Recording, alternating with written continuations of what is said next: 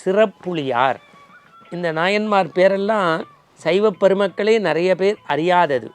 ஆனால் அவர்களுக்கு எழுதப்பட்ட உரையாசிரியர்களின் துணை கொண்டு இதை சொல்கின்றோம். அற்புதமாக நம்முடைய ஞானசம்பந்த பெருமான் எழுதுகிறார். சிறப்புளியார் இறந்து சென்றாருக்கு இல்லை என்று சொல்லாத ஈரம் நிறைந்த ஊர் எதுன்னா அவ்வூர் அப்படின்னு பேர்.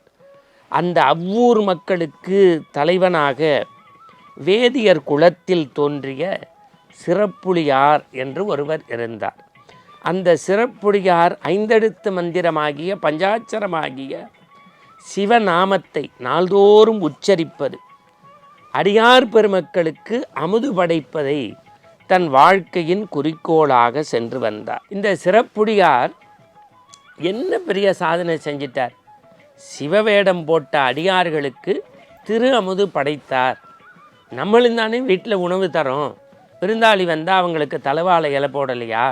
மற்ற நண்பர்களை கூப்பிட்டு விருந்து கொடுக்கலையா?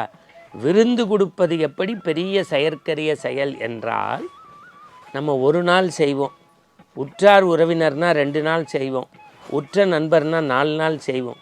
365 நாளும் வாழ்க்கை முழுவதும் அடியார்களுக்கு அமுது படைப்பதையே கொள்கையாக வைத்திருந்தார் சிறப்புளியார்.